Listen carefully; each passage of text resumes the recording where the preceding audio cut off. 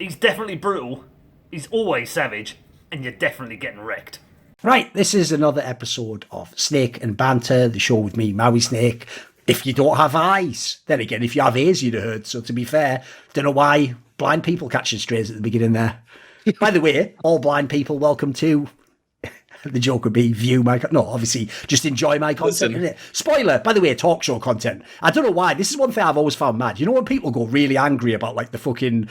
Oh, you didn't have the correct Twitter on the overlay, or, like, the webcam's all laggy. It's like, spoiler, 99% of people don't even fucking watch these things. They just listen, don't they? You just put it on the background and play the game, don't you? And also, it's a tiny little fucking box in an overlay. So it's not really supposed to be, like, amazing quality, is it? As long as you can see his expression, that's about all you need to know, isn't it? So let's get into this one. And also, I could have segued that better by being like, well, and if you are blind, I brought you the voice of Counter-Strike. Oh, look, it's Anders. I could have done a whole thing like that, but whatever. We're back. Yeah. Awesome. I've got a question for you, Anders, before we even start. I normally never do ask questions, but I actually just have a question for my own personal interest. I thought it'd be funny to ask you, which is, even though I'm sure there are, like, if we go on Reddit, we could definitely find some people who hate Anders or think he's, like, washed off from the past. Yeah, of course, right? But why do you actually think... Why do you endure in the way that some of the others don't? Because if you notice, there's sort of like, I once heard it described as like an elastic band effect, whereas it's like when you get popular, it's like they're pulling the elastic band back, but everyone, they eventually let go of the elastic band and you get like your community always comes back at you, you know, like, so how do you endure? How do you never get caught in that? Because you never seem to have like a big movement against like Semarazad or fucking other people, you know, Sado, obviously. Yeah. I don't know. I mean, I think maybe I've had that effect just actually in my own life recently. Like I think okay. I mentally hit that limit just on my own, and like had to do like a lot of work actually in the last 6 months to like to really try and like fix my shit basically. But I think in terms of like the public, I don't know. I mean, I remember this is going to be like an infinite story, so I'll keep it like super short. But I remember the first time when I realized, damn, Henry and Sato are like, you know, because the gap between Semler and I at the beginning and everyone else was just massive. Oh, of course, yeah. And when when Henry and Sato like started doing like real work and like they started to prove that they were like really good, I thought like, damn, like this ride is coming to an end at some point. And then at least mentally in my own brain, I also thought, but there's huge upside here, which is actually, if I don't go to an event and they go, I know that like Counter-Strike as a whole on some level will be represented well. Whereas actually, maybe this is going to sound like super harsh, but I had a feeling before that wasn't maybe necessarily true. And I'd have to sort of worry about like the overall, not that I'm trying to say that all of Counter-Strike was like on my shoulders or anything, but I had a feeling that if I could mentally take a step back and just think, well, what's actually really good for the game? Because like if the game does well over time and I can stick around, then you know it's going to be good for me anyway. Just maybe as a secondary thing. So I don't know, like maybe it's just like a mentality thing, and I mean I'm sure there is also probably like this is like maybe the most dangerous thing I expect. There's also some kind of like once you've been around for a long enough time, you get like a lot of stuff for free.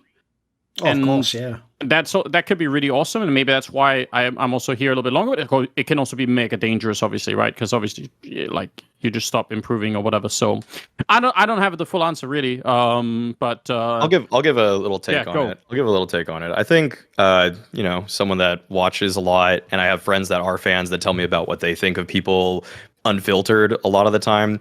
I think what you've done, Anders, well, is that this isn't. It's always nice to interject personality into the space, into casting, and in down moments.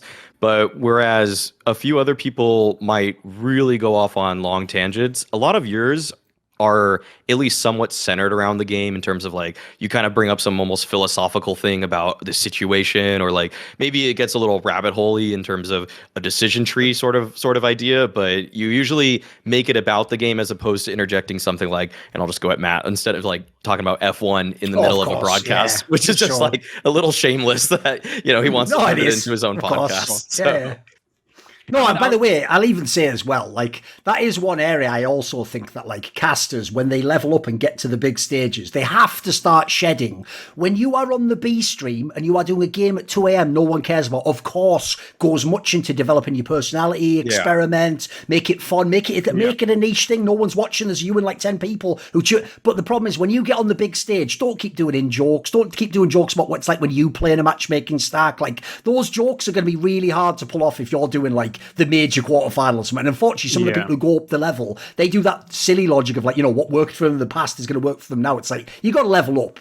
Well, there could also be like another really, I don't know if it's unearned or anything, but in the beginning, Sandra and I we'd show up to a tournament, we'd be absolutely sure we would basically be doing like 2 semifinals and probably 2 quarterfinals and the grand final. So we'd be doing like 80% of all the playoff games, maybe, and sometimes maybe down to 50%, but we'd be doing a lot of those games.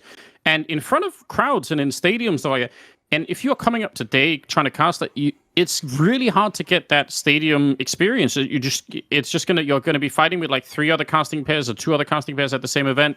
So I think getting the experience is probably a lot harder too.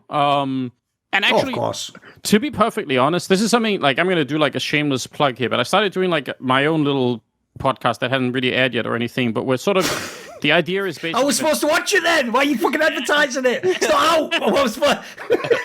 Go on then, give us a hint for the teaser for the upcoming podcast. Okay, fair. It's basically Vendetta and I sort of going through a game using Skybox, and okay. Sounds good. I wanted to do that as like as a way to like, you know, cover 2 things at once, because I realized I should have done this like forever as a caster. Oh, of course, I should have sat down and like I should have come into every game saying, how exactly did FaZe win that IEM thing? Like, how did that work out? Exactly what did they do? Like, what was that? And honestly, it's like most of the time I just come into games and I'm like, I have a pretty decent idea. Like, who's playing well right now?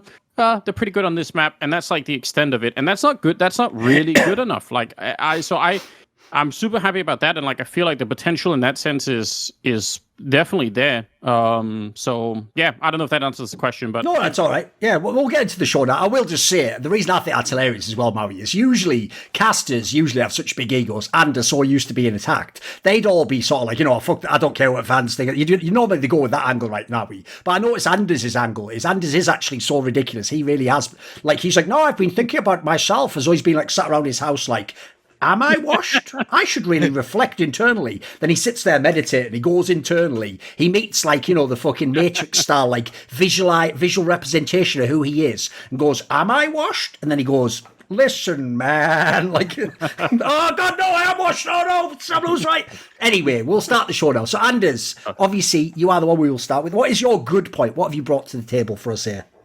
Well, I think that there is a decent chance that the academy team model can actually work, or more precisely, the economy behind it, which I think is something that's been sort of really lacking a lot. I think to just do a really quick recap on what the economy is for the sports world, not that we have to completely model it in esports, but, you know, just something like ticket sales for a stadium, something like media rights revenue is obviously a huge thing.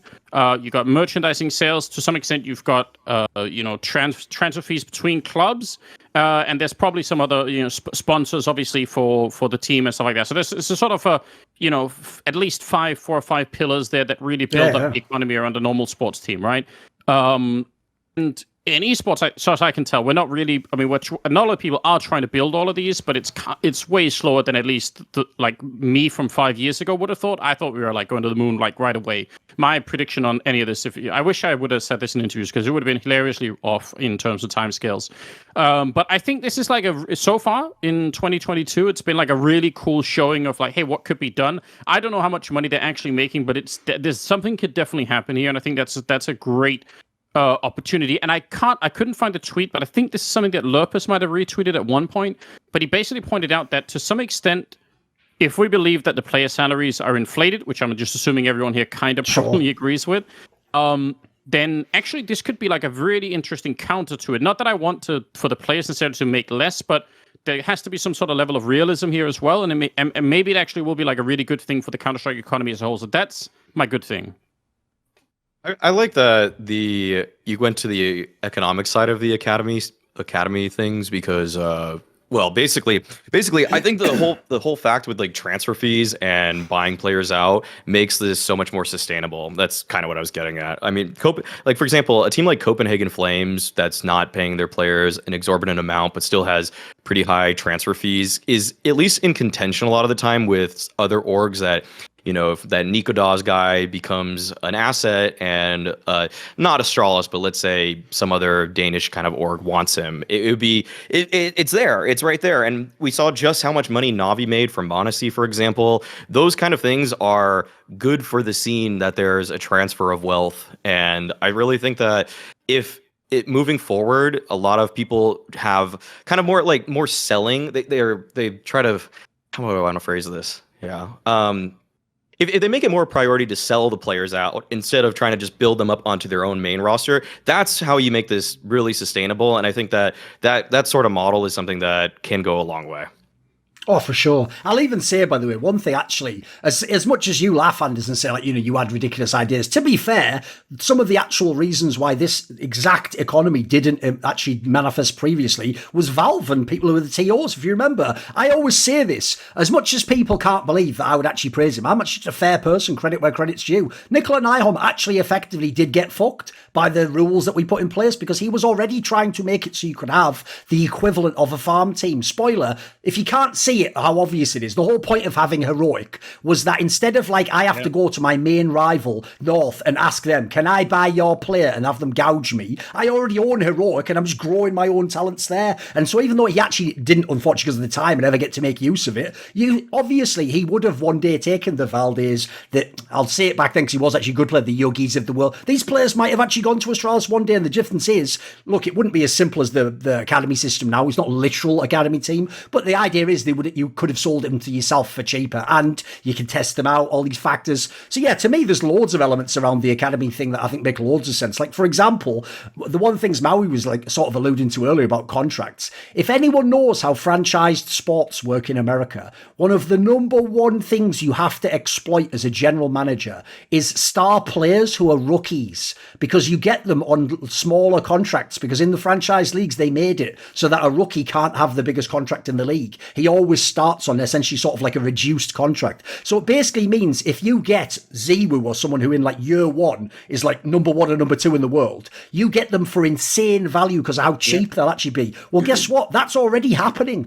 Spoiler, look, in the case of Monesy, it isn't happening because obviously he was sold for 600k, etc. But Mausports is the best example. I don't know. I assume now he probably does. But they, in theory, if Mausports, because everyone knows they had the best academy squad, they could have at any time promoted Torji, fucking obviously a whole bunch of players from their team actually. Well, here's the genius, is if they actually had promoted them while they're still on the contract for the academy squad, now any games they do play and overperform in the main squad, you might be paying them pennies on the dollar versus what that skill would mandate in the actual fucking server. So even if you have the academy squad and you put them in your own team, it could have insane value, especially in the short term, of course, while you're building them up. Then I'd also say as well, another angle to me that people miss, and I think this is again where Mausports are the pioneers. Mausports were also smart enough that they just made their academy squad, which is insane, their coach into their main team coach. Guess what? Who else is going to know better which players from the academy squad are ready to come up and how to use them? He just spent a whole fucking year or two working with them, basically. So the premise is he's also a perfect person to make that jump. And the reason why it makes sense Maus do it is because Maus were already one of those orgs that was trying to min-max the economy for the last 5 years or something, They never were the people. I've told people this story. Because I outed 5-6 years ago, they used to get paid a third of certain NA teams if you were in Maus, even though they were the third best team in the world. That isn't the case in the last few years. If you really were Carrigan or Rops and you re-signed your contract, you could get the 28, the 30k a month. But the point is, it was a football team. They get 30k a month. I doubt Chris J was on that. I doubt some of the newer players were on that, So I think absolutely on the past episodes, we've often attacked this on the idea of, developing talent. I actually think you're right. Economically, it is also a massive game changer for CS right now. And I'd even say, by the way, if people haven't thought this through, think how nuts it is that Na'Vi was able to sell Monesy for 600k. If people don't remember, in 2018, it was 700k for Simple, for fuck's sake. Yes. When SK was going to buy him, dude, that's insane. Because remember, Monesy hadn't even played a LAN yet. So, yeah, you're right. This could be actually, I agree, with all the other areas that have gotten sort of a bit out of control in CSGO, and the problem is we've all done sort of a bidding war against each other for the stars and the buyouts. Yep. This actually, I think, is the area where if people put the scouting work in, you can sort of you can still you can compete even if you don't have the money, basically. It's not the Premier League where you have to have all the money to buy all the players. If you do a great job scouting, I think you can. And just to add to that, right? The idea of if I had said 3 or 4 years ago, I said actually maybe I want to draw back at the casting and I'll offer my services as a talent scout for different companies. They would have had no budget for it. They would have said, you want to find players for us? Like we don't even really know what to do with that. But now that could be a legitimate job that it'd be worth it, dude. Think about this. Even if they only paid you a couple of K a month, if the buyout might be like $500,000, I think even $250,000, that could pay for itself if you have the right choice, Instantly, right? So there's like a whole lot of jobs that could exist now, and like we said, if we believe the salaries are a bit inflated on the fully professional side, it's one thing you can sell to someone on the org, but you could also essentially use those academy players as leverage against your own players. And I know that sounds a little bit harsh, and maybe it is, but at the same token, from the point of view of those of us who love watching the game, we also kind of want those players to be super motivated, to be really not under pressure. Like there has to be some sort of mental health thing going on here, but it's important that they also know that there are like other people out there and we can find them and they're going to be really good. So I think there could be a lot of positives. I agree, like the whole contract, like how the contract mechanism is actually working in Counter-Strike is like a super big question that I'm not really equipped to answer, but obviously that has to be done in like an ethical way and that no one hopefully gets screwed over and all the rest of it. Like that's a big topic, but I think as a whole, it's a lot of positive stuff that could happen from this. One more thing I would bring up about it is that kind of on the broadcast side, there's never really been that one way to watch up and coming players, which is something that a lot of typical sports fans want to do. They want to watch the AAA league, the G League of NBA, whatever it is. Whereas now the Academy League is presenting that in a way that's incredibly consumable. It's very obvious when you're trying to follow the storyline of these players and the narratives. And also, I think one thing is that what kind of shifted, at least for me, is that think of what happened with the original Fnatic Rising roster, or maybe some teams like I guess Boom wouldn't have counted, but basically like when teams had a regular team and an academy team before, the drawback was that you couldn't play in the same tournaments at any point in time. But now that there's essentially partner teams for Pro League and Blast, what's going to happen is that they're already slotted in. They don't have to re-qualify for Pro League or Blast every time. And so what their academy teams can do is they can just focus on all of those tier 2 tournaments, the Pinnacle Cups, the Repub League, whatever those, Thunder Bitcoin Cup. I have no idea what the name of that one is, but they have a whole circuit that they can essentially play for themselves now, and their tier 1 teams don't have to worry about grinding in those anymore because they have set slots in the upper echelon of leagues. Yeah. By the way, if people don't realise as well, we might never get it in CSGO because we're sort of in a stalemate at the moment, but in theory, the future also would be, if you kept developing the industry, one day if you were the tier 1 team, you'd only play in ESL and Blast. And the idea is every other competition would become the circuit for the academy team. The difference is you'd watch in Pinnacle Cup to watch these teams versus the tier 3 teams, Whereas the problem at the moment, I agree, is like half of tier 1 and tier 3 is just like washed players from 3 years ago, or just like, the 17th best team that's trying to be a real team. They're not an academy squad, are they? So, right, let's get into the next one then. Maui, what was your good point? Yeah, mine is that the Alex Mezzi duo is beginning to impress me. And I'll kind of start it off with this, that I was never entirely sold on Mezzi's impact as a player in the earlier iterations of Fnatic, simply because he just kind of was put in positions a lot of the time where he either just kind of had crappy spots on CT side or was kind of like the 5th guy in, 4th guy in on a lot of the ways they wanted to run their rounds. So, but now it feels like Mezzi, and it's not just a feeling, he is being put into more star spots, star roles on the T side and on the CT side. And from what he showed me at the last group stage of Pro League, dude, yeah, he was balling out. He was going crazy. He had some games where he single-handedly delivered it for Fnatic, and I think that on top of that, I mean, I'm not just talking only about Mezzi. I'm talking about Alex. The calls his T-side calling was so solid for putting together, a roster that had never played together before, and they were beating teams that they shouldn't have been beating. Like Maus was one of the only teams that was in this group with their actual 5-man lineup and their coach. Everybody's there, and Fnatic made them look bad in certain games. So I think that right now I just want to give a lot of praise to Alex, who kind of has had a tumultuous time for the last year and a half, especially Cloud9 project up to now. And he's been this happens to every in-game leader. They get, they get to the top, but then they have a slightly worse roster and everybody says they're overrated. It's the players. And now finally it's like, yo, he just took some scrap metal and made it into some art in this group stage. So I'm really impressed with Alex, and I think that he deserves a lot of respect. And I hope I think he's one of the better IGLs in the space, guaranteed. Sick. I actually, at the beginning of the year, we did an exercise for some piece of content for Blast where we had to pick a dark horse for 2022. I'm not sure that project, it's really hard to forecast like that far into the future.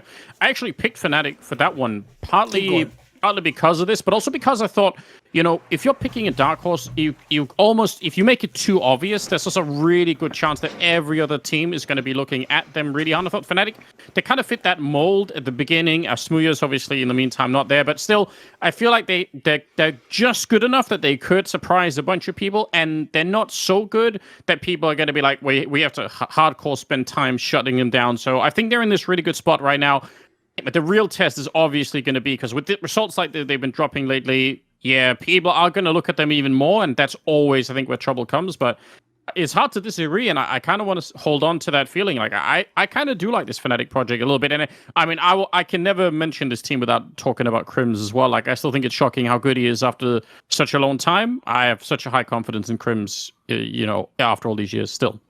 Sure. This is actually one of those rare opportunities where I'll have to think up in a minute what my point was, because my point was basically going to be about Alex taking a team with 2 fucking stand-ins, 3 technically, but just 2 that you've almost never heard of. Like, you saw the Pepsol guy like 1 time or something, and he was fucking garbage. Spoiler, 2 of the stand-ins, the ones that you haven't heard of, didn't even play that well, by the way. It really was like fucking Alex Monesy, and then Poison, like, admittedly was always an up-and-down player anyway. It sort of just hit some nice form. So, for me...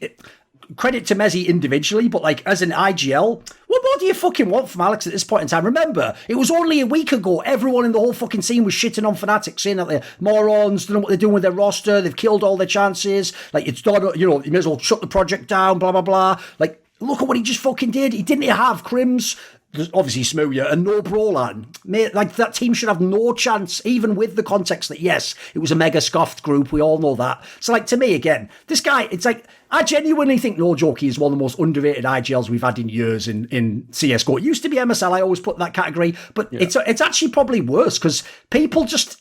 Here's the problem. The problem Alex has had is a lot of these accomplishments, it's like you have to know the context to know why it's impressive. It's not in an absolute sense as impressive. Same as why I always say, even though to fans they're shocked if they never heard my content, I actually think Alex came out of Cloud9 looking great, because I look at how whack the lineup was by the end, and like, dude, he had them going head to head with fucking Na'Vi last year. Na'Vi, the one that fucking won the major. Do people not get? I guess technically he might be the one with Flamey, to be fair, but even so, like, we were talking about teams they never should have been close to, and he was just getting them every time this close to winning the game. So to me, like, look, I can't like say he's the best, because you have to actually have the best players and then do it to really be the best usually. But the floor for this guy's IGLing is mental. It's so much higher than even some really big name IGLs, in my opinion. I mean, I always say this, everyone's awkwardly sat there sort of not saying anything about Glaive, going, I hope no one notices I'm not talking about Glaive. And he's had most of the Astralis roster the last 2 years, boys. Like, again, you've got to judge people relative to, who you've got, what pieces you're working with. Workman can't do something when he hasn't got the fucking tools, has he? So I think, this was an incredible performance. This was akin, essentially, on a lower level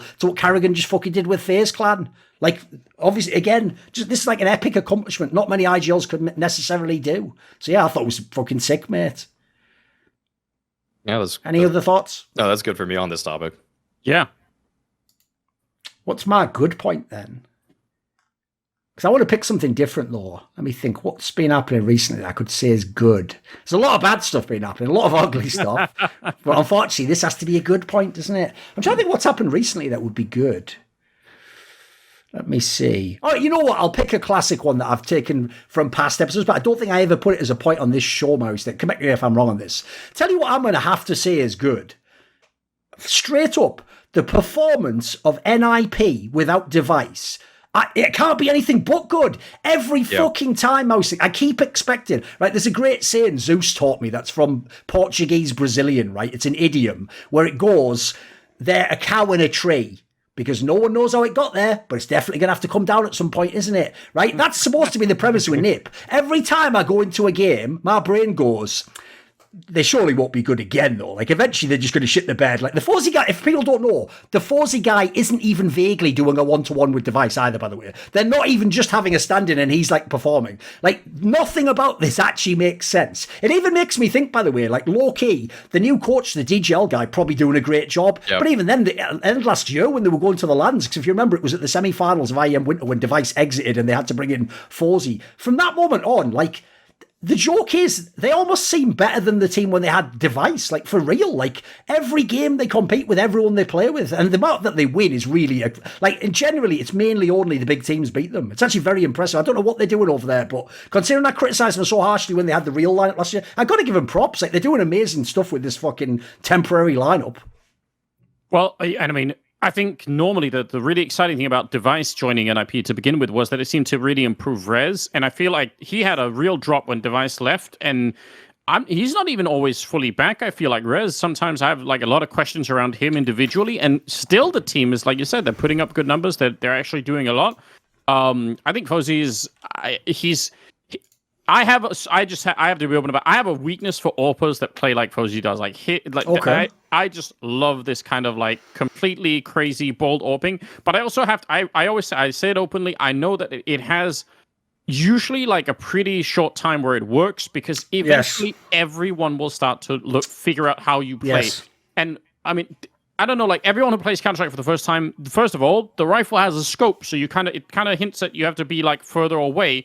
And also, because it takes a long time to reload, once you take a shot, you obviously want to relocate. You want to stay hidden. You don't want to be in line of fire when you're doing all that stuff.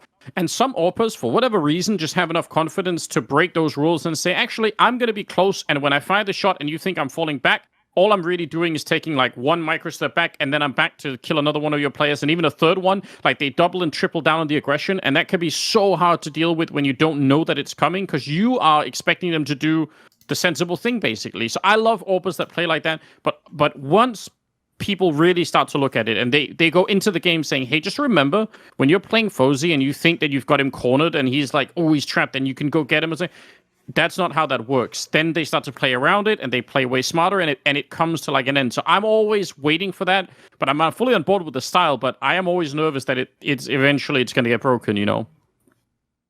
I really want to give. I've given props to DJL on, I don't know, a handful of desks I've done for NIP games, even on Twitter and stuff. It's so obvious to me that this guy is contributing a lot, and I've like basically for the last year or so, it really felt like Threat just like lost hold of the leash that was basically like supposed to tame Hampus and that team, and you could tell that the style that they wanted to call was very loose, and it was almost like I know Threat's supposed to be this tactical coach that's supposed to bring strategies and stuff, but I was like, where are the strats? There's almost like no XX ever. Like, they were doing so many defaults that just looked so messy, and so like their trade percentage, their T-side win round percentage was so bad consistently. But now with DJL, it's clear that this guy just put his foot down and said, okay, a couple things, guys. One, we're gonna play Vertigo, and two, you're gonna play as a team, goddammit. And now they're doing it, and now they're actually playing so much more composed. And it's like he gave Rez this new bag of tricks, because for like 2021, 2020, I don't think I saw Rez do anything special other than maybe find a multi-frag in a round with a rifle, just good rifle work.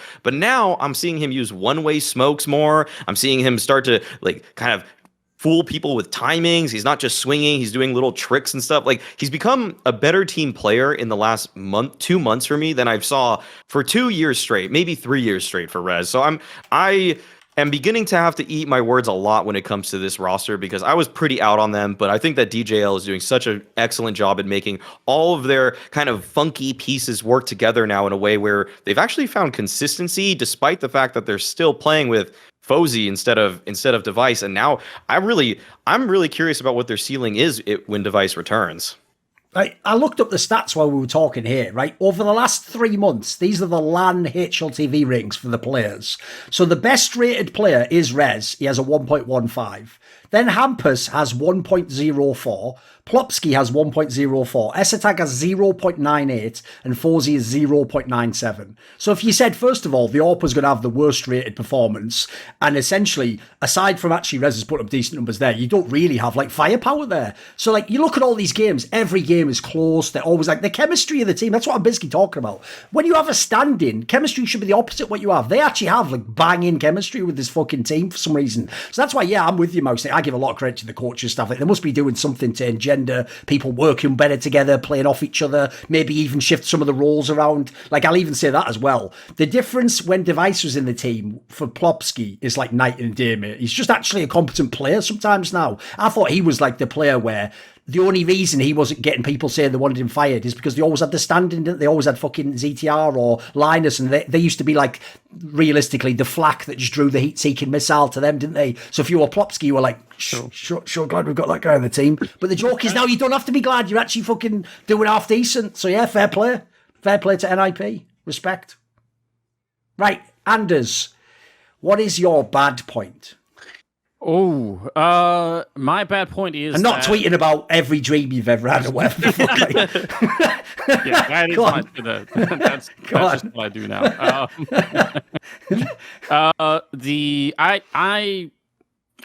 I fear that what I call the American model for esports might be winning in the short term. I think. Okay, so what do you mean by that? What's the American model in this sense? Yeah, so I think this is going to be probably there's going to be some overlap here, but I think broadly speaking, it feels to me like America is trying to take esports down this road of saying, basically, you know, sort of finding the best and most like competent players and putting them all in the squad, and let's actually like aiming for excellence is secondary to the idea of creating like a really good entertainment product or something that's like closer to a lifestyle product, and then basically making that the economic engine of the organization. And from what I can tell, the American organizations are doing a way better job at making money and making all that work. So it's hard to argue against, but I guess.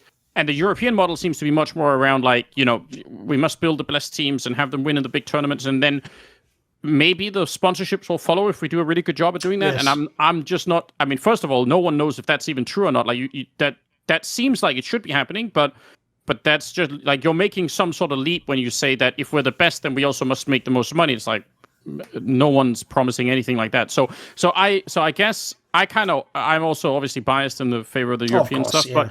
But I guess on some level, I feel like at least for the minute, it feels like. If you just had to look at results, if you just had to look at only the cash income or whatever, feels like the American side is winning more, and I wonder what that's doing in the long term. So I am worried about that, so I put it on the bad side. Right. Maybe Thorin, you take this one first. I'm trying to collect. Wait, actually, I'll just ask for clarification's sake. Do you mean like the teams, or kind of like is the franchise model supposed to be part of this, or like for kind of like TOs too, or are you thinking just entirely? I'm actually not entirely. I guess I'm thinking more about it in terms of incentives, right? Here's what I think can happen, not just in esports, but in any organization, is if you have like a company and you're sort of messing around with different business models, and if you stumble into something that works as a business model, then it just becomes your business model. It's really hard to withdraw that and say, oh, wait a minute, actually, but we actually wanted something else. Like, no, like once that works and you're seeing the numbers change at the end of the year or the quarterly report or whatever, you're doing that basically. And I think, not to say that the American model sort of stumbled into this, but I think because of how American sports works, it makes a lot of sense. And I think if once it works, it's easier to sort of convert other people, even European organizations. Like you can prove what's happening. You'd say, well, look, this is working. You know, we might not be the best, but as long as we have like incredible social media and we create a lot of YouTube clips, and like that's all working, then you're tilting the whole scene towards that. And there could be some really good stuff to learn from that, but I feel like it's a little bit American heavy at the moment. Okay. I think it's been important for players at least to hone in on the fact that building up their own personal brands is essential for their futures in terms of career possibilities. So, and they're not putting all their eggs in.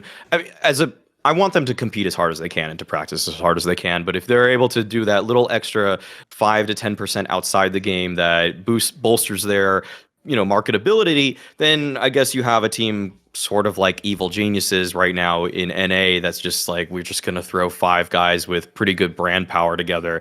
And the results are, I don't know if I'd say they're second. They're not like Imperial, the Last Dance Brazilian roster. It's not that shameless, but it's kind of in that direction.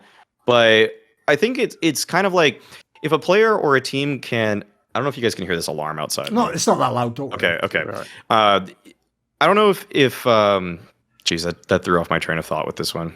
You said, I don't know if the teams are good enough or something like that. Oh yeah. It's almost kind of like there just needs to be a baseline level of performance essentially for the American model, I'd say, to work. And it's kind of like if you qualify for the major in CS, at least, if you make it to that point, if you get the sticker money and you have your ESL blast spot, you're probably profitable in a way. And I guess that's a little bit disappointing, Anders, the way that you would want someone to just compete and try to fight to make the best roster for pure results in the server. But at the end of the day, it's kind of this kind of actually feeds into my ugly point, which I'll get into later, that it's entertainment. It's entertainment. Yeah. No, I would say, unfortunately, most of the business model in the franchised league sports is based around the idea it is an entertainment product.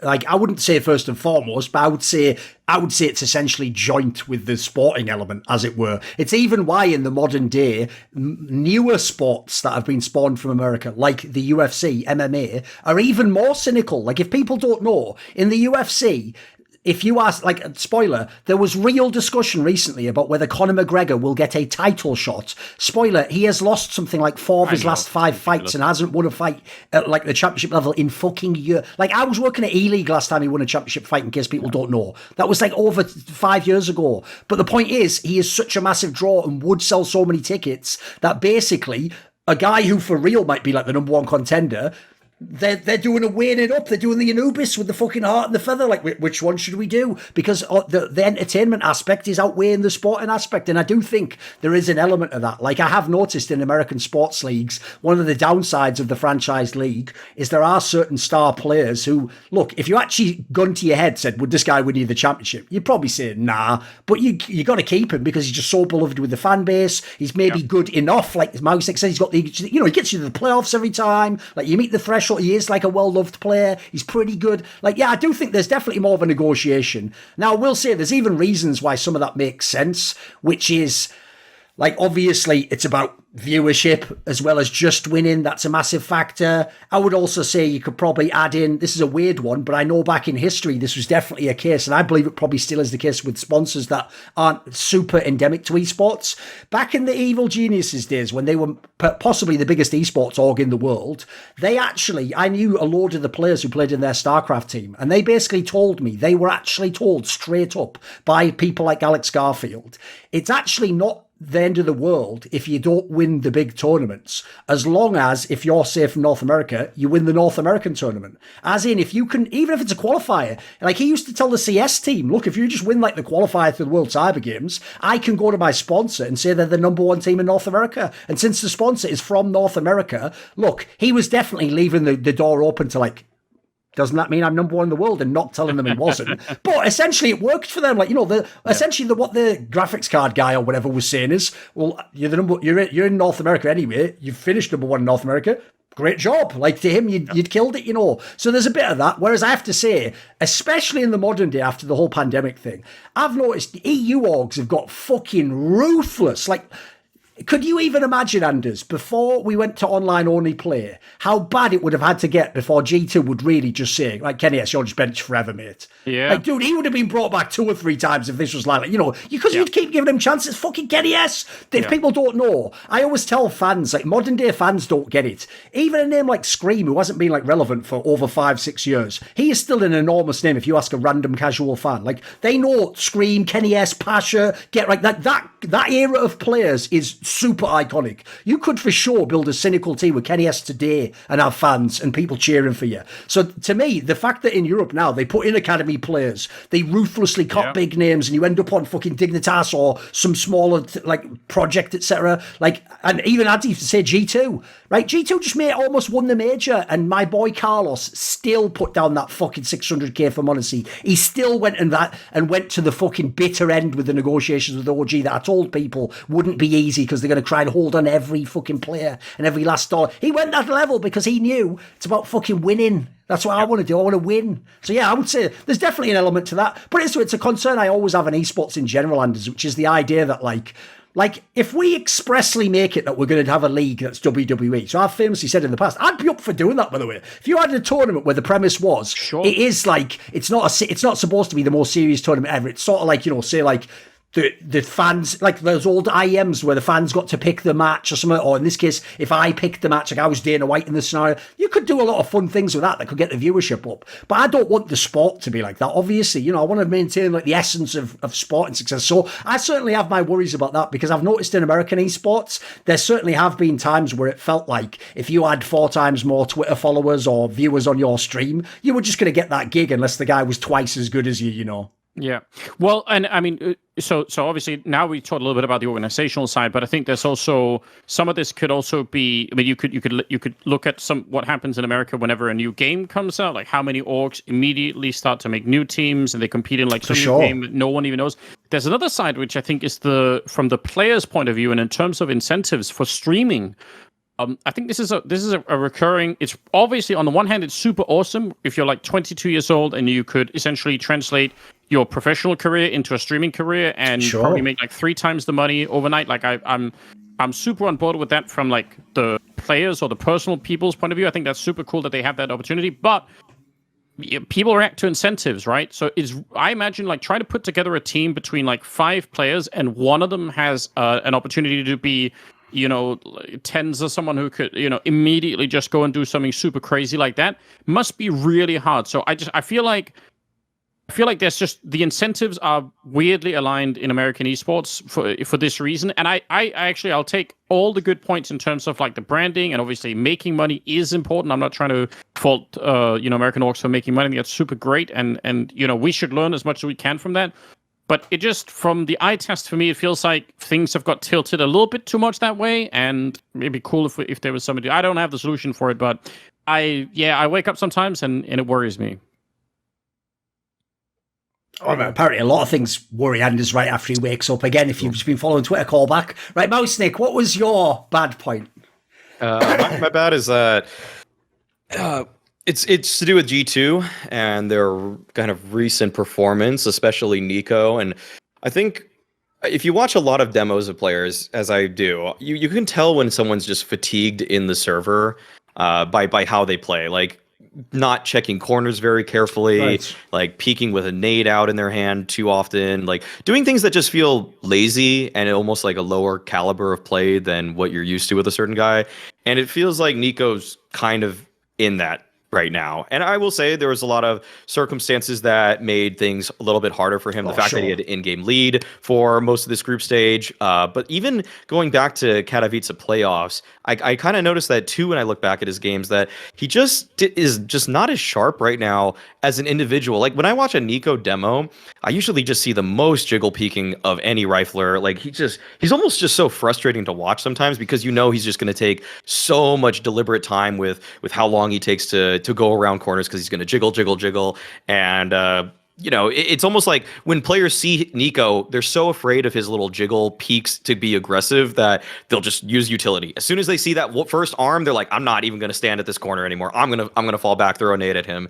And no, it's almost like people aren't scared of him because he's being just late. He's just trying to like do things faster right now. He's not taking as much time as I'm used to. And I would hope that with Alexi B coming back and their whole roster being in place again, there's going to be more chances for him to write this, because the discussion was, is Niko the best player in the world right now for the last 3 or so months? And now that conversation you can't even go any further with that, because they're not going to play again for 36 days, depending on when this is published. And that's so disappointing, the fact that they didn't make playoffs, because again, like, this is the roster that we all wanted to see from G2, and yet it didn't even make the playoffs. And the one big thing and gripe I had with it is kind of how it happened, where you would have thought that the caliber of players on this team is still going to be good enough to make it through a group in a pro league group stage, right? Like, there's no way that a team with Niko, Hunter, and Monesy should be weak enough to not beat teams like Maus, who also didn't even get through this group, and yet they still fell short. So it's just a disappointing little last couple weeks for G2, I would say. And the fact that they're not going to play again for over a month is just like, wow, man, what do you even do for all that time? I mean, I want to ask a follow-up question to that. So I was watching I went through the demo of the Inferno game that they played against FaZe, and I noticed that on Banana, Niko would do this thing a lot, where he would basically like, I almost for a minute, if you'd stripped the names, I would have thought there was Stewie playing, because he was actually so aggressive, going like bottom Banana on his own. Even he always tries to do flanks on CT Banana, if people don't know. Like, the amount of times he catches people at the top of mid when they go around, he always gambles on it. Yeah. So and that felt like. It felt like he'd even doubled down on that for that particular game. So is that the kind of thing that, like, does it feel reckless to you? Is that the point, or is it feels like he's just suiciding sometimes more than I'm used to, where it's almost like he just thinks he has to be an entry fragger in the traditional sense. But what was so phenomenal about Niko for the last 15 months is that he was doing it with so much more finesse, and it feels like now he's gotten just worse at it all of a sudden. And I want to just think it's just, all these other circumstances, but I fear it could be something worse. I fear he could be losing focus for some reason outside the game that doesn't have to do with just the fact that he's in-game leading, or Xtaz isn't behind them during the not pro league, Katowice playoffs. Like, if there's something else that's perturbing Niko right now, I'm really worried, because it's really tough to see like the opening signs of someone perhaps falling from grace.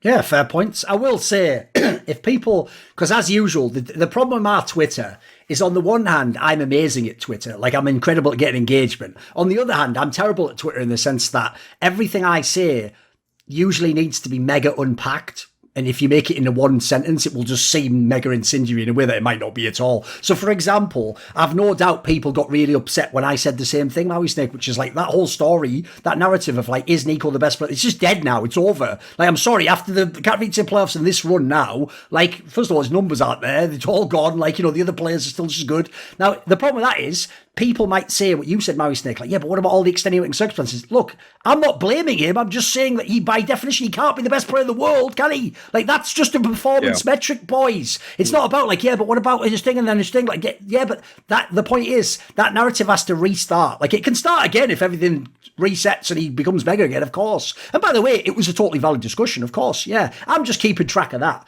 I will agree with you. I think it's sad. I mean, when you were even saying that there, Mauisnake, the reason why it's so egregious that that's even part of the context is because, as you sort of also pointed at, if someone said, right, like that game, like, who am I? And you just give like details about the person, like, I came from this place in 1984. Like, if I did all that, right, but I was starting out like this, I am the player with probably the best angle clearing in the history of Counter-Strike. I am the most precise rifle player when jiggling. Like, Niko would be the answer instantly to all of these questions. So I agree with you. If that's anything that's starting to creep into his game, that's a really disturbing trend, because Niko was if people don't know, I always bring up with Niko, for newer fans, that this is a sign for why there is no such thing as the right sensitivity. Because if you watch Niko's game, he is never caught out of position, and he always peaks every angle perfectly. But if you ever go look at what his sensitivity is, it's mega low. That just means, by the way, he's not only really mechanically good, he's a genius at Counter-Strike. Like, he's always looking in the right place. That's like in his brain, he has a wall hack and he's always knowing where the fight's going to be, and he's never getting... Like, how many times are people knifing Niko? Oh, not very often, I'll tell you that.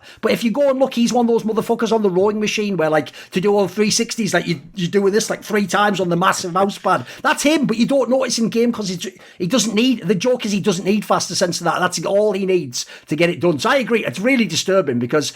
Last year, the team used to go like this. Well, don't worry about Niko. He's going to play like the best in the world. And then, what about these other ones? Where's Hunter? Where the fuck's Nexo? What's he doing? And what about Jax? Now the joke is all the rest of the pieces, when they're available to play, are starting to look like they're there. And now we're waiting for Niko to turn up. And now it's kind of like the bomber he's the one who hasn't sort of done his part, even though that is so fucked, considering he had all those years he hard carried everyone, didn't he? So I get it. It is brutal, but...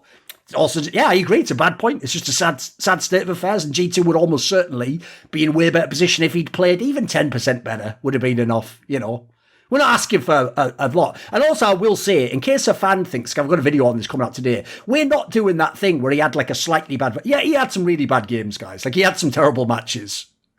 Like, I did a stat the other day. Over his last, 8 maps, he was, minus 36. Dude, This is Niko! Like, you are aware, I don't even know if he could do that in some of his slumps. Like, he could almost trip over and have a better performance than that. The last time he had an event where he didn't have a positive KD was BLAST Spring Groups 2021. And in the Pro League groups just now, he had another negative event. And when you also factor in what he did in the playoffs of the Katowice, he wouldn't still have a negative rating or anything, or like a sub 1.0, but he had a handful of maps where he was under 1.0, which is just so uncharacteristic.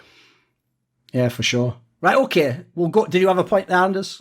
No, I think my nature is to try and come up with all kinds of excuses, but I feel like I'm even failing a little bit to do that. I wanted to say okay, well, in the past, there was he basically had to do the hard carrying, and now that Monesy is there, there could be some sort of, but I'm not even sure if I really buy that. It sounds on the surface like it could make sense, but I don't know.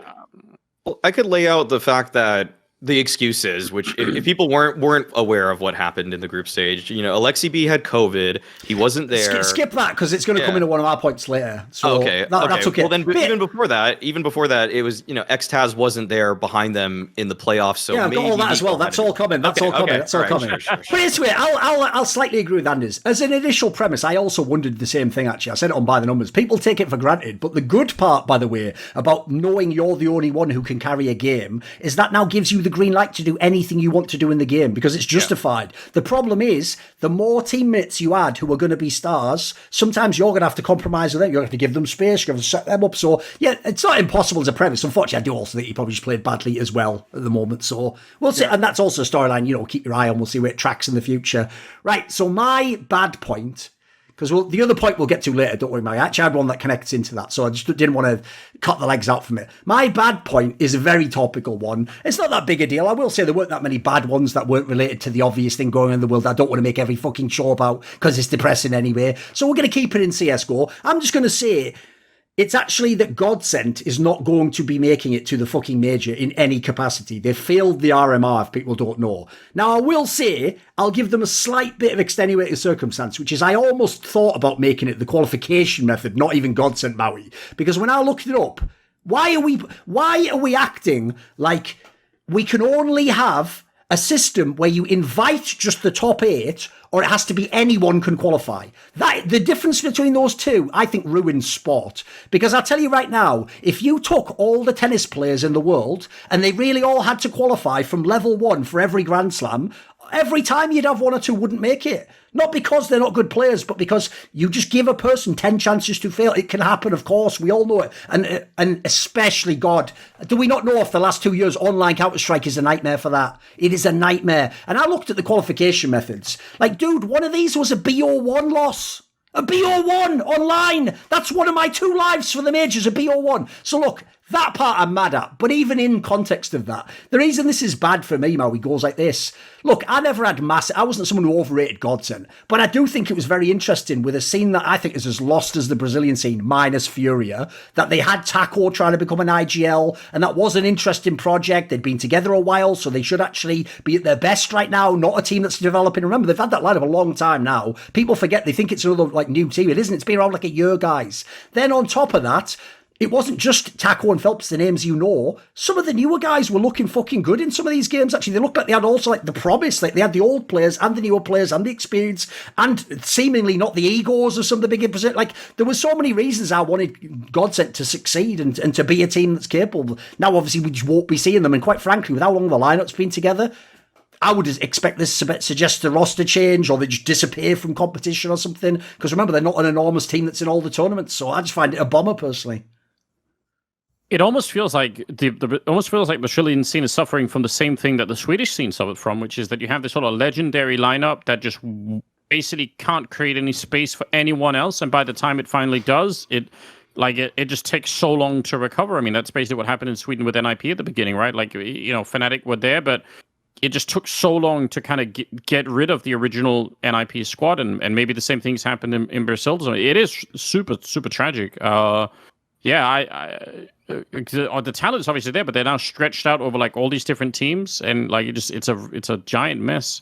Like, if you go to HLTV now, they are literally ranked the number 18 team in the world.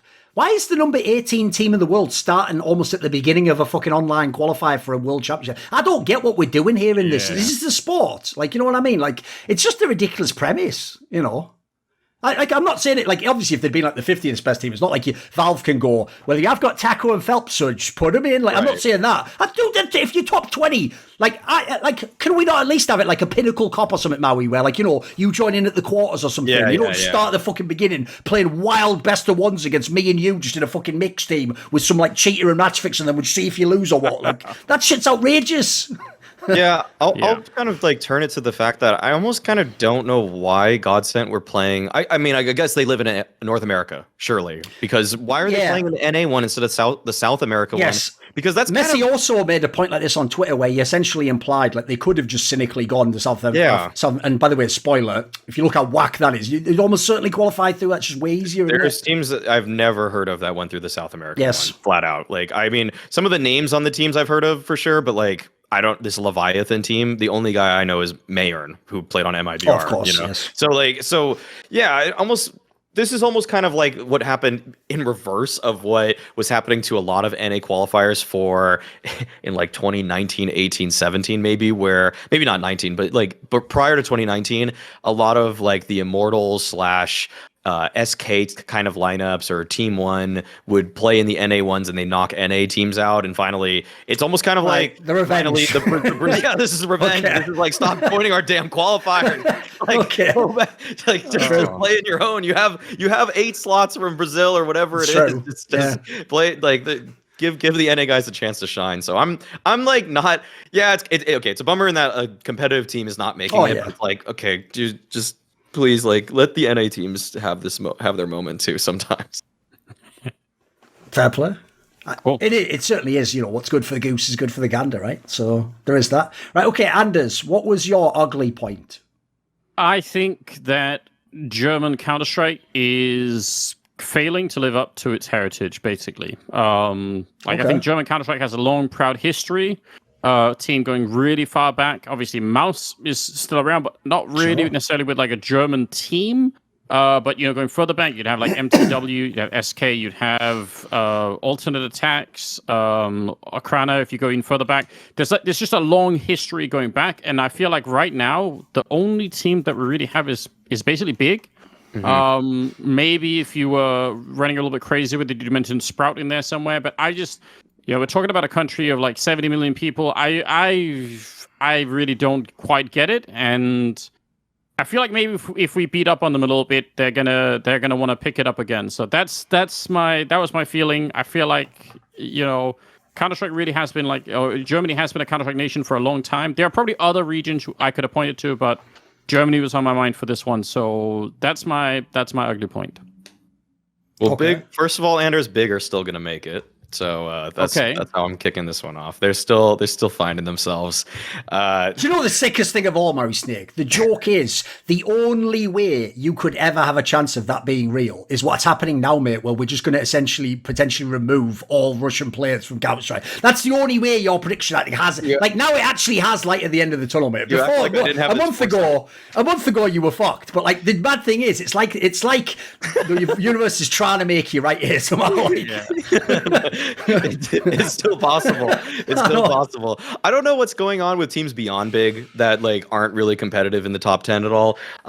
For a country that's the highest GDP in Europe, like why are there not more kids that are getting into this one? I don't know if it's like I just don't know what the economic situation is there. It feels like they should be fine. The servers are even there for a lot of tournaments being played. So if you're playing from Germany and you're in a tournament, you're probably getting 5 ping. Like why would you that's almost just like a way that'll artificially improve your skill in the server. So I don't know what happened in terms of the lineage of this. That's I guess how I would frame it. I don't know where the lineage of in-game leaders that are passing things on. Like I thought like Crystal would probably be on his feet by now again. I guess that's kind of one guy that got knocked down maybe unnecessarily, like what would happen with him with his Godsent lineup / FPX roster, how they removed him, and now he's on Kawana. Like I don't know. This team has 4 HLTV points right now, so it's I don't know where all the guys are from that region. Yeah, the tough thing is in CS 1.6, if people don't know, like Germany genuinely was the next best region after the Nordics and USA. So basically, if you were to rank the countries, like, and even then it's a bit unfair because, for example, like Norway would have like one team maybe occasionally. It's more like they had like the talent, and Finland again, was like good but not there. So like Germany for real was mixing it up. People don't get it. They weren't as good as the Swedes because no one was, but like they were like right there. And so if people don't know, most eras in CS 1.6, there was at least a German team in the top 5, and usually the second best German team would like be at least borderline top 10 and could go to the tournaments and be a dark horse. So yeah, in CSGO, realistically nothing comparable to that, especially we're talking about with German players, not just like just Mousesports or like now Mousesports doesn't even have any German players obviously, but yeah, people get the premise of like that. So part of the issue for me is like they do have so many positives. Like one is like, as you said, location. Spoiler, the 2 best places to be in Europe are Germany and Denmark, just because of where you are geographically located for the servers. Like you say, you almost can never get server fucked there. Like, in fact, most times you're going to have the better ping unless, like it's a Danish person playing someone Swedish and they have a slightly better connection. So that's about the only scenario I can envision where you don't get it. So you should even have an edge with all the online qualifiers and stuff. There is an element that's different, which is, to be fair, if people don't know, there was a period in history in the 2000s where ESL wasn't really doing many big tournaments. Like that was when they were out of the game because they used to be CPL Europe, if people don't know. They hadn't yet become IEM, etc. And in the middle period, they basically just focused on the domestic market of Germany. And what ESL Pro League used to be a Germany product, and it used to be really big. Like, you used to get like 15,000 euros for winning it, even in like, we're talking like 2005 or something mad. So back then, just as a German player, you could just have a domestic career and be making a living. And if you were a top player, it meant that even if you were the 5th best team, you were coming home and making like 50k a year each. Like, by the way, if people don't know, 50k a year would be more than like Khan would make in the year when Fnatic wins every tournament. Because like just how low salaries used to be 1k back then, 1.5k, that sort of money. So yeah, back then they had a very healthy, like vibrant ecosystem. They had couple of big name teams with lineages that could bring in the talent and all the rest of it. Yeah, I find it very sad in general myself, especially as the one last thing I would hit is this.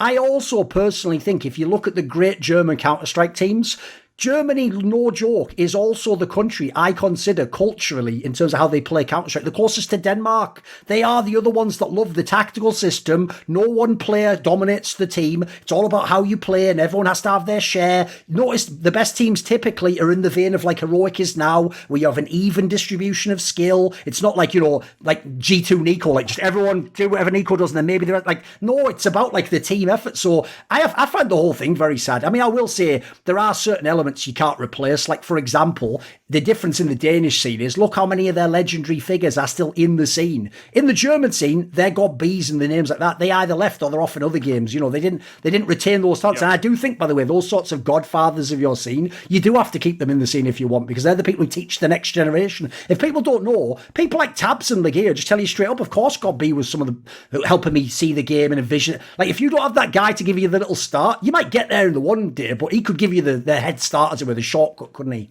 Yeah, and I think, you know, just in terms of German infrastructure, like, it feels, because they still have the sort of, the ESL still run the German Meisterschaft. Yeah. Right? But as far as I know, tons of teams playing, just none of us really know anything about them. Like, there's no exposure outside of that closed circuit. So we'll never really know if there's some real talent there that we could all get really excited about.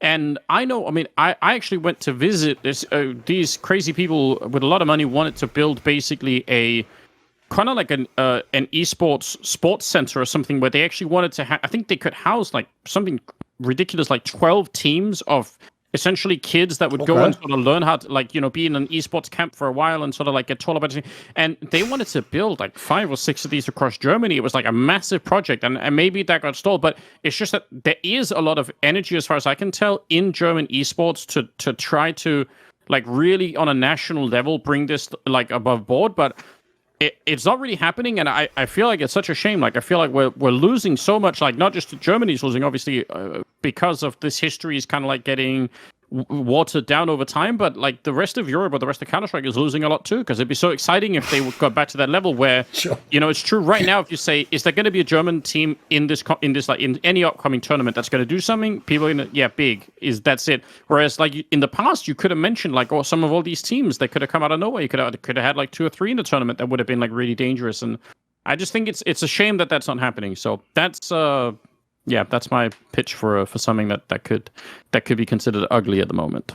See, what people don't know, Maui, is even though Anders gives off this, like, I won't say clean-cut appeal, etc., because his Twitter's totally revealed that's not the case, he's a total degenerate, but he was always such a lovable figure, never seemed to be saying anything mean about people. But people don't know, he's one of these fuckers who's like a little devil on my shoulder, always like provoking the worst parts of me. So I'm just thinking, is he really coming on my talk show, setting up fucking mad, like, fucking alley-oops of, like, Germans? Their plan is to build a load of camps. Like, is it...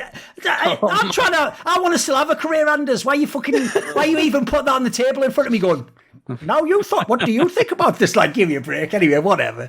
No, I will say, though, that's the thing that is the saddest. I'll also say that as well. ESL, at the end of the day, I mean, I know now it's like as technical a term as possible. They are technically a German company. So it is mad that, like, the biggest tournament organizer, like, low-key sort of moved beyond their own country and don't seem to really give much of a fuck about it. And so, yeah, sadly, it's sort of died off a bit, hasn't it? Whereas, yeah, like I said, there's a lot of reasons why it potentially could be a bigger game. I will say one small thing, because maybe Maui, because he's not as old school as the rest of us, might not know this. There is one weird element, which is, unfortunately, Germany, believe it or not, is the only European country that basically bought that stupid hype from the 90s that you had in America when all those fuckers were like, it's all the FPS games causing the school shootings. And so, unfortunately, what happened is there was a couple of, like, shootings in the 2000s, and they, for real, just blamed all esports games. It's why, famously, in Germany, like, some of the games only have green blood instead of red. I think it was even the case in Counter-Strike. I'm not sure what CSGO, but I know in Counter-Strike that was the case, and famously Quake as well. So the problem was, even when the game was huge, like in an esports context, they never could like properly break through to the mainstream, because it was essentially considered like, they essentially treated it like it was like, you remember back in the day how they used to treat the UFC before it got big, like, it's just like human cockfighting, it's barbaric, how could you ever put it on TV? That's almost like the vibe you get in Germany, unfortunately. So I think, unfortunately, there is probably still a social stigma to some degree around the game. I don't think that stops people playing it, but, you know, it doesn't help put it that way, does it? It doesn't help, you know? Yeah, right. And I think it's true, and I think because I try to ask people that I know in the German team every once in a while, and like the push also, there also seems to be some like weird infighting going on where like there's a whole branch off of people that want to make the real German esports basically be FIFA, because they want to straight copy the entire football economy straight onto like esports, right? And maybe that's fine, like, it's so sad, the whole problem of like the age gap, right? I think you can't go to like a tournament in Germany if you're under 16. Like, I think they won't even allow you in the building. So there could be some real obstacles there. Like, maybe that's part of it. I don't know if that explains No, I everything, think you've but- nailed one thing there, by the way, Anders, which is actually what you're saying. I've also heard stories along those lines, which is basically, if you ever go and look in the last few years, a whole bunch of like Bundesliga, which is the top football league in Germany, loads of those teams came into esports. But Anders is right, they just got FIFA teams. Yeah. They all like a FIFA player, because the problem is they could only understand the football part of it, whereas the premise is they didn't come and get like a League of Legends team necessarily, or none of them got CSGO teams, unfortunately. Yeah, I agree, that is like a weird angle, isn't it? It's like the joke is they can only understand esports if it's the same sport made into an esport. I don't know why, because I've always said to people, like, FIFA will always be an enormous game. It's like Call of Duty, there's just so many casuals play it, but like no one's really ever cracked how you make it an esport to this day. Even though actually, by the way, along those lines, some of the best FIFA players ever were from Germany, because when I used to work at SK Gaming, no joke, the players at SK Gaming used to just take turns every year to win that fucking gold medal at the World Cyber Games. Right, let's move on then. Anders, what is your ugly point? Me. You didn't give your point? Wait, no, you said Anders. Okay, whatever. Either way. Sorry, yes, he did. It's you, Maui. Yeah, go on then. Yeah. Okay. So I just had to do this point. I mean, it was just such a big talking. If you hadn't have done it, I was going to do it as mine. Spoiler. So you actually now look like a narcissistic arsehole, because it's your point. Like, you could have been saved. I could have helped you out. I could have brought it up. Like, I know you probably don't want to talk about it, Maui, but okay. Here's the thing, though, Maui. I get it, because if you don't know, there's a reason why every episode of By the Numbers, he can't even get the sponsor read done, and we're already complaining about all the shit. Because if something pisses you off, it is what you want to talk about. So come on then. What could have happened, Anders? I wonder what could have happened in the last week or so that might be, as they say, grinding Maui's gears. So come on then, Maui, saying what's been getting to you, mate? Okay. It is just baffling to me that so many people don't understand that this esports and all of what we're doing is in it. The vacuum that we're in an entertainment industry, and that just to explain like what that means, it's just that, you know, competitive sports, you're presenting a narrative, there's a competition that it's attached to, but there's kind of a calculated extravagance to all of this. And basically, I'm obviously talking about the fact that one pro in particular got incredibly butthurt and started weaponizing his fan base against me because I gave an offhanded reply to something that a player said. And obviously I'm talking about NaToSaphiX, and the thing I said was like so mild. Like, come on, I'm not backing down from this. That's why I straight up said that wasn't an apology, that I was gonna keep doing stuff like this. That all I said is like, who the F did they want? NaToSaphiX, because Twist outlined almost word for word that it probably was NaToSaphiX in this. Oh, this clip. was as a stand-in for FaZe, right? Yeah, as a stand-in for FaZe. If it hadn't have been JKS, right? Yes, exactly. And so he outlined it almost like perfectly. And so I'm basically making, this is a rhetorical question that I'm asking here, but I'm obviously framing it in such a way that,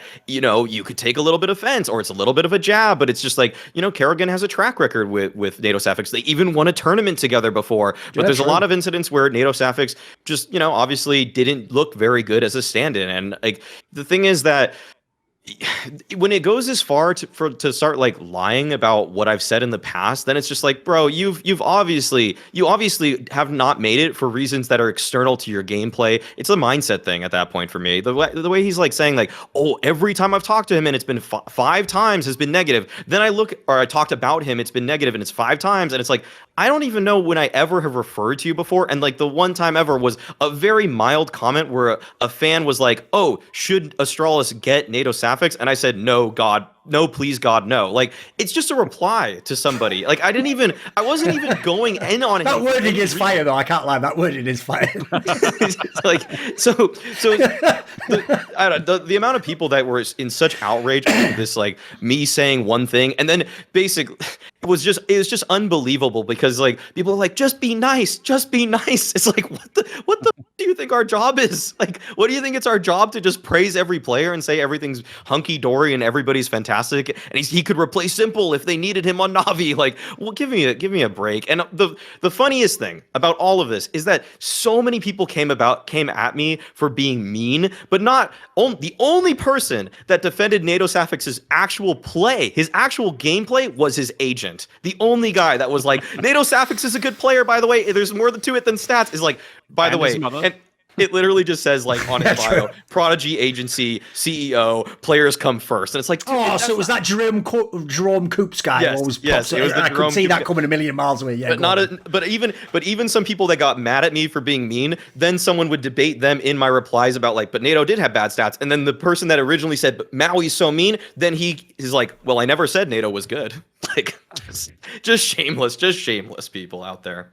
I think this is like a classic scenario where if people got what they sort of pretend to be asking for, right? Like if there was a parallel universe where people acted the way that they are essentially asking for on Twitter, they would immediately they'd either bolt completely and suspend their time on something else, or their complaints would be the exact opposite immediately. Be like, this is boring. I can't understand. Like, why can't we have like real discussion? But like, it's all fake. Yeah, exactly. Yeah, like it sounds. There's no way to make it sound, not superior or even like a little bit arrogant. But it is true sometimes that like people end up asking for stuff that they actually really don't want. Like in reality, it's not really what they're interested in. It just sounds good, I guess, to say that. Like I even go a step further. I think what people are really saying when they say on Twitter, like, you should be nice, is that they're saying, I'm nice. Like, they just want to, like, broadcast that to the world, like, as if anyone actually cares. But that, I think that's basically, it's like holding up a flag, right, on Twitter saying, like, I'm a decent person. It's like, okay, but... So, yeah, I don't know. It's Twitter. It's so ridiculous. But I think, as a... Hopefully, we've reached this point where people on teams, like, even at this level, should have some kind of basic media coaching to say, like, don't reply to like stuff on Twitter. If like, especially if like people are in the scene criticize you, like, why do you even just leave it alone? I don't know, mute people. There's a mute function or whatever. Just don't even talk about it. For that, really quick, like, I've had different reactions from pros about things I've said in the past. Some of which are maybe they're like, it's just like they'll block me. That's happened to me before. Or the funniest is like, I've been so critical of Rops. Rops has just liked those tweets and just continues playing his style. Yeah. And in a way, I just have to respect that so much more. He sees it, he acknowledges he sees it, and then just continues to own and win tournaments. By the way, I'll actually, for one moment before I wreck the fuck out of them, extend the olive branch to the fucking pros out there and tell you a little fucking life hack, which is, by the way, especially by the way, when it's someone like Maui who's still coming up in his career and isn't as jaded as me, where guess what, if you insult me, I'll block you forever. I don't give a flying fuck if you won a major, mate. I don't give a fuck who you are. But that's because I'm a different person who's a different point in my life. I'll tell you right now, any of the current analysts, Pimp, Maniac, fucking Maui, anyone who could, Yanko, I guarantee you, if you DM them and just say, I actually disagree with the way you're analysing this part of my game. If you go and watch this demo and these rounds, you'll see that like maybe like I set this guy up with a flash, or I was unlucky. If you actually do that, I'm not joking, most of them will either A, go and look it up and maybe even thank you that like you point out a detail they didn't, or they'll at least take it on board. You might be able to have a dialogue. But the problem is, if you go at them publicly, it's only going to end like this. It's only going to end like really badly, and essentially it becomes a popularity contest of who do people side with, as Maui's saying, irrespective of the point. Like, the point was, is he good enough to be a stand-in? If he isn't, by the way, this is what killed me about that whole topic, is, motherfucker, I have eyes. You aren't good enough. Guess what? I would also say, if someone said, we are FaZe Clan, a team that potentially could win this tournament, who should we get as a stand-in? If someone said NaToSaphiX, I would either go, haha, yeah, but for real, who? Or I would say, God, no, please, God, no. I hope you haven't already invited him and booked the flight, because we're not going to win the fucking tournament. Now, that's nothing to do with him, by the way. If you're a stand-in, obviously you shouldn't be that great. He's also a fucking AWPer as well, so it's like it's never going to be that great to just stand in for a team that you don't play on. There's a million factors you can add in, but also, like I say, you just watch the games. Look, the problem with this is NaToSaphiX isn't a tier 1 player. He could be a tier 2 player in the right team. Yeah, of course. That's sort of how his career has gone. And I don't want to hear any bullshit angle like, no, he preferred to be a streamer, so that's why. No, he didn't have a choice, mate. There was no choice for this individual to be in a tier 1 team. And again, we're not talking about standing for Mausports because a player skipped. We're talking about standing for FaZe Clan. By the way, the team that won the motherfucking tournament with the standing they did take. So, like, this whole convo has gotten so out of whack, because as you say, they just keep shifting the goalposts from, like, why are you mentioning him and bullying him? Okay, maybe he isn't that good then. So, but he did try though. Oh, but you're just being mean now. Like, well, fucking far these goalposts go. Yeah, guess what? I'm mean in how I describe bad players being bad. Wow. Guess what? If you can't handle that, I don't think this is a sport for you, mate. Go watch fucking crochet or something. Everything's great. Who fucking... there's probably even some guy like Roy Keane in that's wrecking everyone. This cross-knit script. You couldn't fucking... Yeah, I bet it's incredible. I should go into crochet. Maybe that's the future for me. I figured it out now. That's actually where I need to pivot my brand. I'd even say as well, Anders, I'd go one further. Because one thing I like to do with Twitter is like use it as if I'm in a David Attenborough documentary observing like human behaviour as if they were animals. I'd go one further, dude. I've never met a single fan ever, Anders, who only praises players and never shits on people. Fans are the most brutal motherfuckers out there. So my premise goes like this. Here's how I translate the comment, like you're being mean. What they mean is, I might even myself admit he's not playing well, but I just like him, so just be nice to people I like. By the way, you can have that opinion. It's just the opinion of an idiot, but it's an opinion, you know. Like, guess what?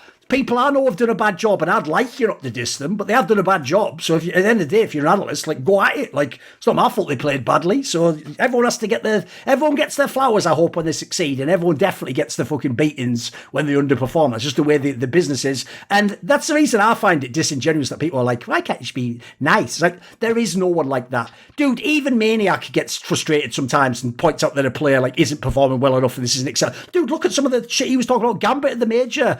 Even Maniac, probably the nicest human ever to work on broadcast fucking talent. At least out of the men, I'll say. Like, even he can get broken sometimes when the fucking players, or even that fucking blast thing where every map was Inferno. Mate, that was even breaking Maniac, for fuck's sake. And by the way, that's even the map we all love, and everyone was hating on it. So, yeah, you've just got to learn to take it. I think the problem in that scenario was this.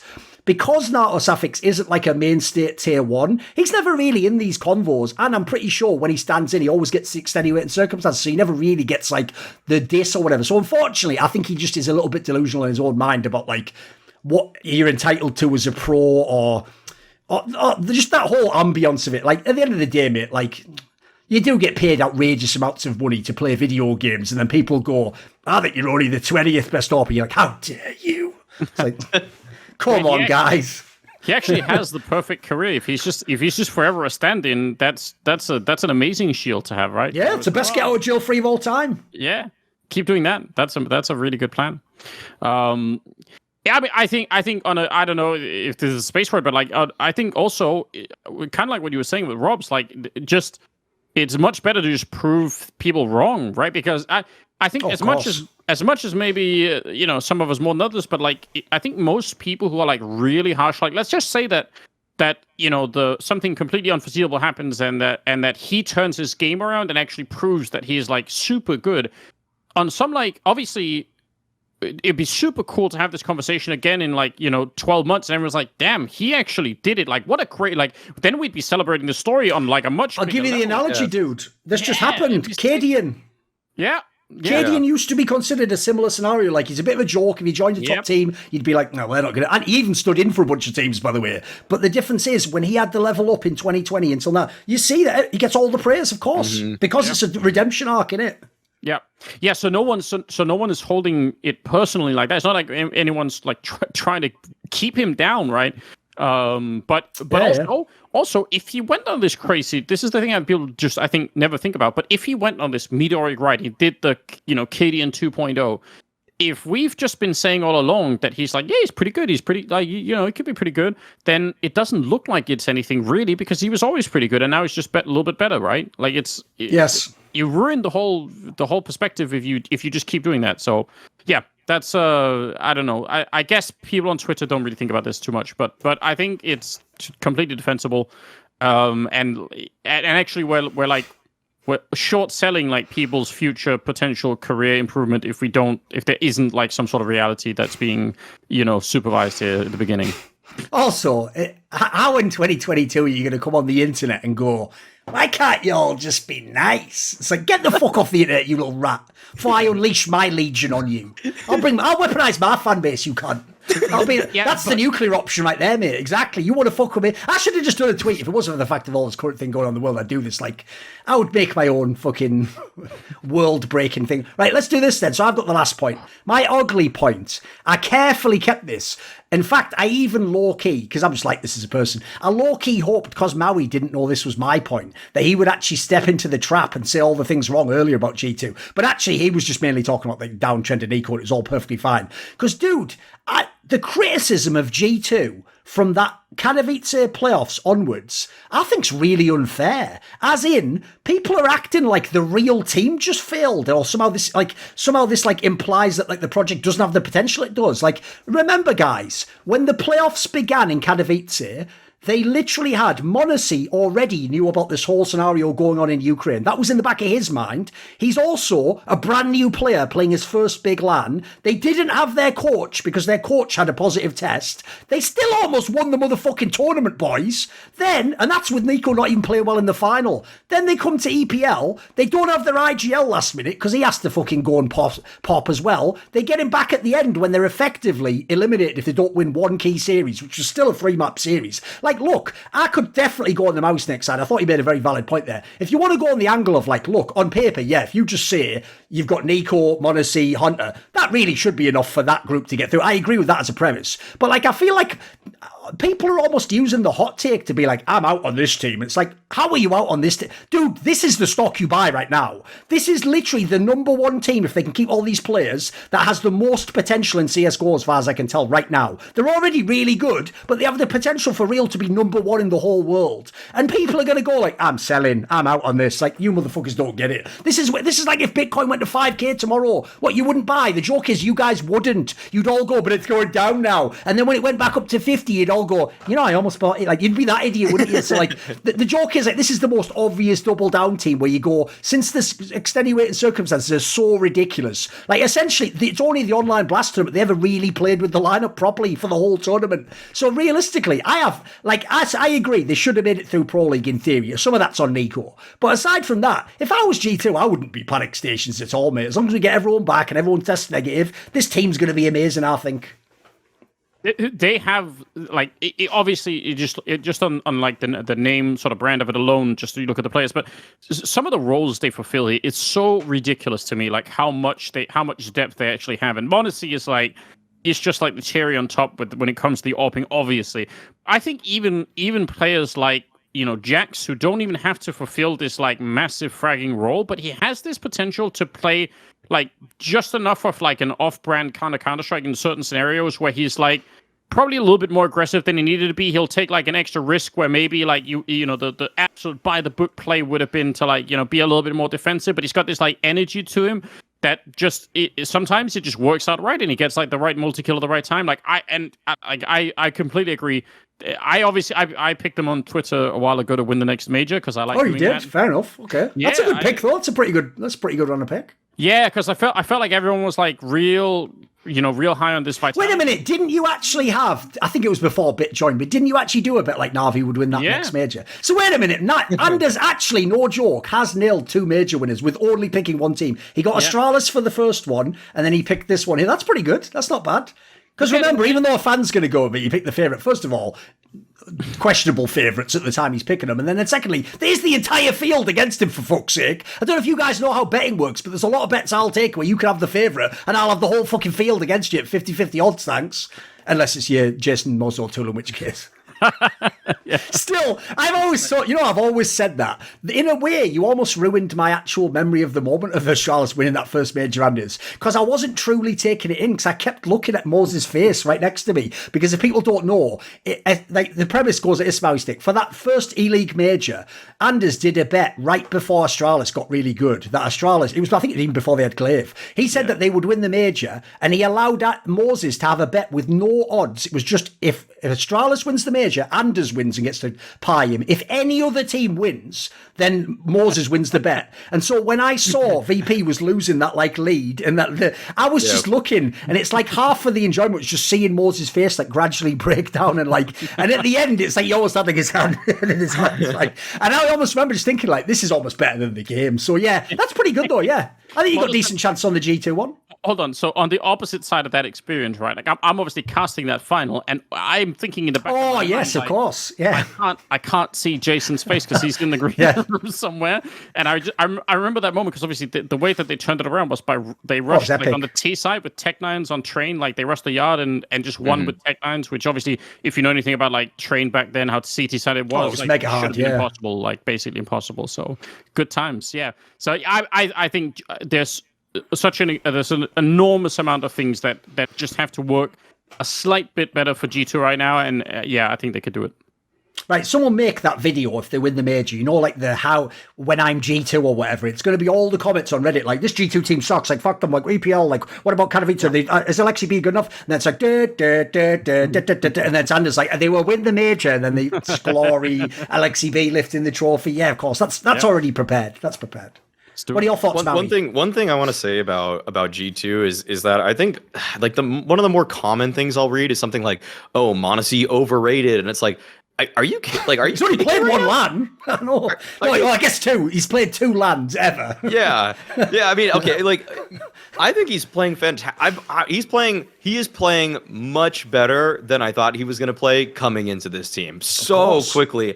I mean, and the thing is, I even watched like all the freaking We Play leagues. Like, I've seen everything he's done in those, and he's still bringing that level of firepower on a tier 1 level. It's insane. Like, sure, I'd say so. Maybe I would hold back on some of his decision making on maps he's not comfortable on, like Nuke, for example. Like, he could still improve a little bit, but man, like, I didn't think that his 3 maps that he's good at, Mirage, Dust 2, Vertigo, I thought maybe some of that skill transfers over. Maybe things were a little bit easier when we play because people weren't throwing as many flashbangs. But even against some of the best teams out there, he is lighting them up. Like, when they took down VP on like early on Mirage, like 45 kills, like that's just mental. Like, how can you do that in your first LAN arena game? And he dropped over 40 twice. I mean, sure, there's a lot of OTs, but sometimes these young players or whatever, like Kate, think of Katie in a handful of years ago, they would just break down. They wouldn't be able to hit all those shots, and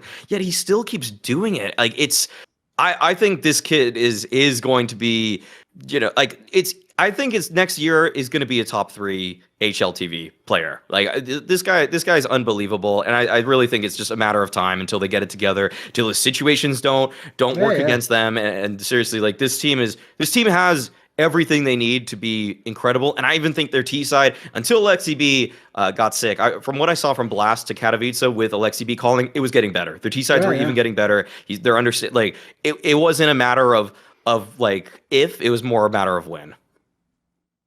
Okay. And by the way, I'll just throw this in there because I'm keeping everyone honest. The people who said, because that was another criticism, people were saying that like Alexi B didn't have enough stuff on the T side in Katowice.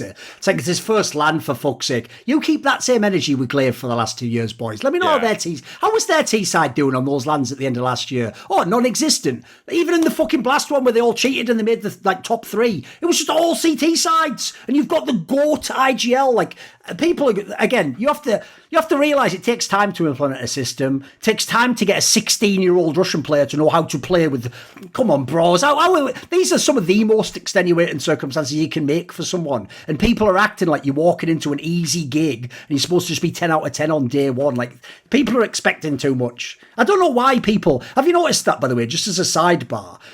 Because unfortunately, I think this ties back into the Alex thing. The one area that, it's ironic. When Anders, you said that fans always ask for things that, like, if you actually give them, I'm fairly sure they wouldn't reward you in the way they claim, and maybe they wouldn't even recognise that you were doing what they asked. One of the number one ways, and we always bemoan it on these podcasts, is they always pretend they want the most tactical, in-depth stuff, because they all on Reddit LARP that they're some, like, genius fucking IGL who just happens to have never been anywhere near fucking tier 1 Pro CS, but somehow they understand the game on such a deep level, right? And the way you can tell they can't is because their eye test for IGLs, if the IGL doesn't win, is terrible. Like, they were all telling me, no joke, everyone was out on Alexi B after OG. They were like, well, look at OG though, and I was like, who's he fucking working with? Dude, his best players are like Valde, Mantu, and then Baby Flames. Like, what, is he supposed to win the tournament with that? What the fuck are you talking about? Like, in that scenario, I always judge IGLs relative to the pieces they have, like I said with Alex earlier. Like,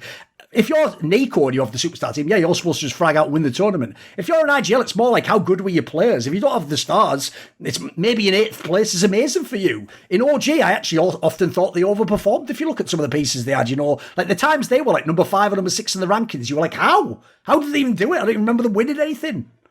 Just to throw back to some of the in-game leader stuff, right? During IEM for the final when they were playing against FaZe on Inferno, I noticed as well, even though none of the teams really got a lot of rounds on the T side in general, like there are so many rounds that that you actually end up in like 2v2s with the bomb down and be like they actually get so close. And from an in-game leader point of view, like obviously you want to win more of those rounds in general, like you want to win the afterplant or whatever, but it's hard to say that strategy didn't work. Like you got you got where you needed to go, right? But obviously, if you're someone who's just looking at the numbers overall, and you say, "Oh, you guys just lost 6 rounds in a row," that's some real bad in-game leadership. It's like, no, there doesn't have to be that at all. It could easily be that you got basically like 80% in like 90% of the way there, and yeah, you're playing against FaZe, and they have some crazy players too, so they win some of those 2v3s or 2v2s or whatever. But like, from a leadership point of view, like and I noticed this as well. They were making like a lot of the same calls over and over again, but they were working. So like, the problem is if you have a call that you make in like, let's say round 5, and you basically get what you want, like you get the B bomb side, you get the bomb down,